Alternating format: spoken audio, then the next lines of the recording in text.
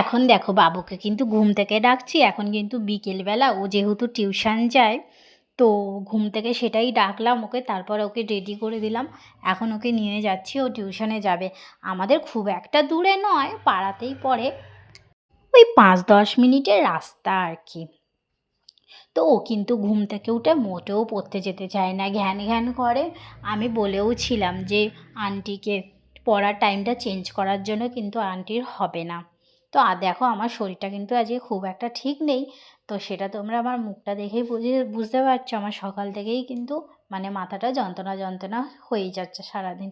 দেখো এখন কিন্তু আন্টির বাড়িতে চলে এসেছি, আর এখানে অনেকগুলোই বাচ্চা এসে গেছে, সবাই কিন্তু চলে এসছে। বাবুর আজকে দেরি হয়ে গেছে, তো চলো বাড়িতে চলে যাই। বাড়িতে যাওয়ার পর আমি জলরুটি খাচ্ছিলাম, আর এখানে চিরদিনই মুভিটা চলছিল। আমি আমি আমার বড়মশাই টিভি দেখছিলাম। মুভিটা কিন্তু সত্যি খুব ইমোশনাল। এখানে বসে বসে দেখার পর রান্না করতে গেলাম রাত্রিরের। তো আজকের মতন এইটুকুই। তোমাদের যদি ভালো লেগে থাকে অবশ্যই কিন্তু একটা লাইক করবে আর কমেন্ট করবে।